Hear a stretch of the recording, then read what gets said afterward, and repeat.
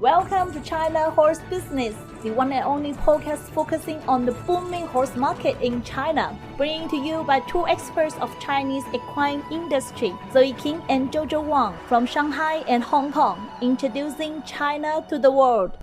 Hello, Zoe. How are you? I'm doing well. Too much food over Chinese New Year holidays. I think I'm getting some weight. It is time for some riding. Same here. Chinese New Year is the biggest festival for Chinese, just like Christmas in Western country. In tradition, most stable workers will return to their hometowns, spending a week or two with their families. That's why riding clubs in China usually resume full operation on the second or third week after the first day of Chinese New Year holiday. Yes, and I think I can resume riding next week. Hey Jojo, we have updates about the 2022 Hangzhou Asian Games equestrian facilities. Let's share it in our China news section today.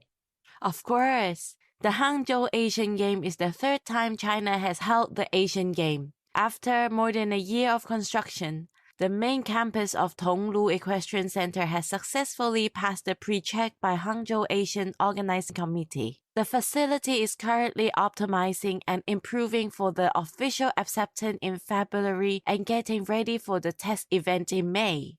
The equestrian center covers 560 mu, approximately 92 acres, with 527,000 square meters construction area, including the size of 100 times 120 square meters main competition area, 5,000 square meter indoor training area, 240 stables, 5,000 meter cross-country tracks, and over 3,000 spectator seats.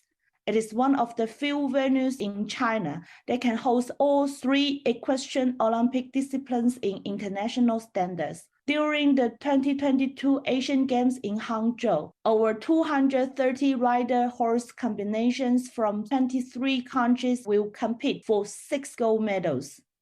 The equine disease-free zone is one of the most critical parts of the Hangzhou Asian Game equestrian event to prevent the spread of infection during the competitions. The promising news is the area was approved by the Ministry of Agriculture and Rural Affairs and will further proceed for the approval of the World Organization for Animal Health and OIE after the Hong Kong Jockey Club Chonghua facility. This will be the second equine disease-free zone in China. Currently, the team of 70 Category P staff officially started working in the facility, and it is the first facility where the operation team start working. Guys, if you like to get the most updated news about China horse market, please subscribe our program, and we will keep you updated on the 2022 Hangzhou Asian Games. Zoe, I'm fascinated by the Asian Game. But for now, let's move on to today's China's Club session and introduce Zhuoyue Club to our audience. Zhuoyue Club started in 2018, located in Chongqing Province. It is based inside a real estate named the Changqiao Jiangshan site of Country Garden. This real estate has a reputation as a king of villas.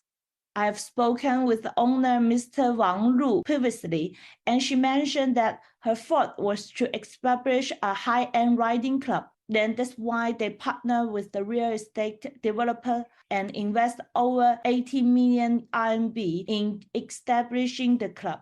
With a land area of approximately 100 mu, which is 16.5 acres, the club owns around 31 bloods and ponies and continuously importing more horses, and these horses aiming to arrive when the pandemic is a little. The club adopted the German FN training system, providing professional riding training for different ages of riders. And they also provide horse livery services, horse trading, and catering all kinds of business events.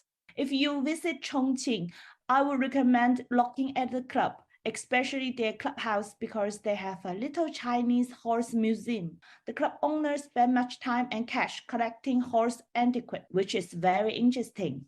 Zoe, for the China story today, continue our interview with Rubli family last week. Let's share the second part of the interview to our audience. As you said, you have been in China 10 years ago, and since then, you developed gradually your business and connection with China. You met and assist a lot of Chinese riders, coaches, professionals. So, what's your feeling about the evolution in Chinese equestrian sports? Can you give us some observation how you see is the trend, where it goes, how the situation, how the sport evolves in China? Yes, for sure. So, in our opinion, the equestrian sport in China has changed and evolved a lot in the last 10 years. Both the know-how of the riding stable and the quality of the sport horses used in competitions have changed very positively. The Chinese riders have become more disciplined and inquisitive.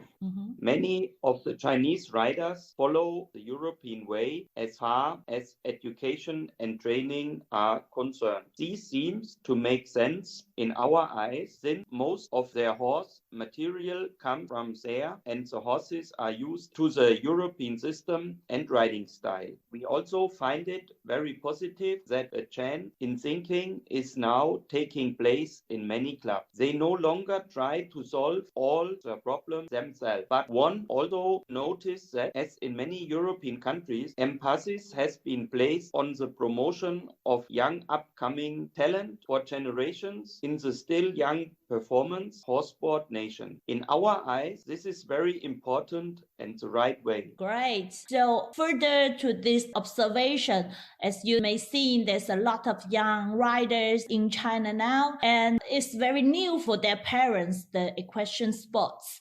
If you can give a piece or a recommendation to them, especially for the young riders in China, what would it be?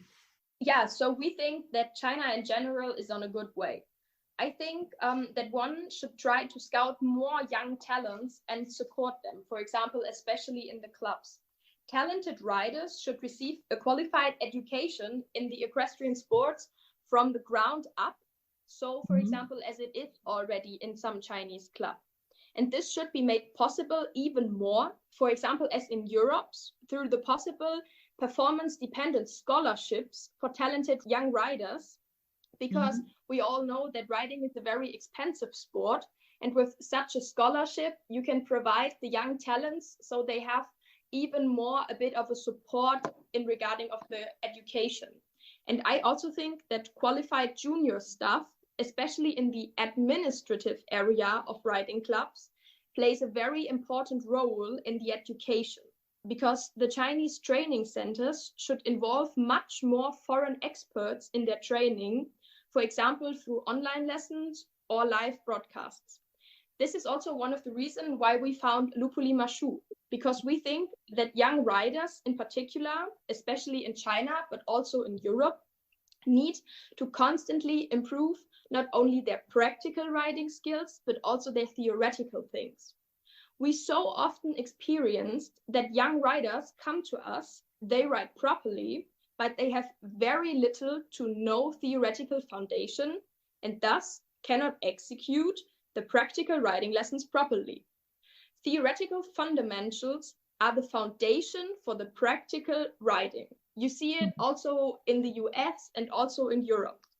Likewise, we think that the theory is essential if young riders later want to train other riders, or if they want to devote themselves to training young horses in China, but also all around the world. I cannot agree more, because as you said, equestrian sport is such a partnership sport.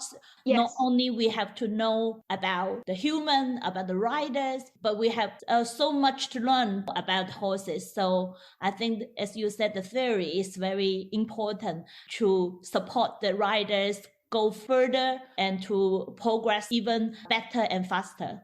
Yes, you are right. Yeah. So, well, thank you very much, Andreas and Joanna, for your sharing.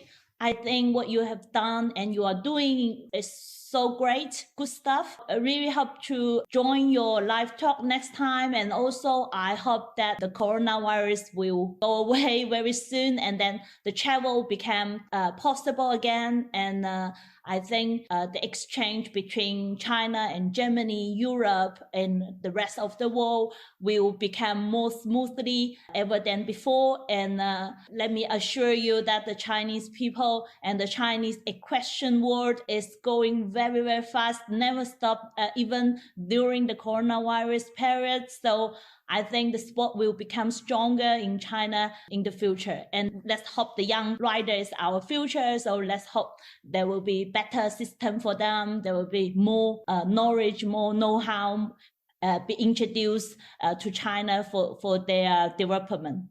Thank you so much for your effort. Thank you so much for having us in the podcast. Yeah, thank you so much. Thank you. A successful story of a European stable collaborating their business in the China market. Yes, and guys, it's the Valentine's Day on the following Monday. Other than spending romantic time with your second half, remember the China Horse Business Live will conduct a special Valentine's Day edition. Please join us at 8 to 9 a.m. CET time. Yes, and feel free to leave us comments or questions at contact@wonder-horse.com. We are looking forward to seeing you next week. Bye. Bye.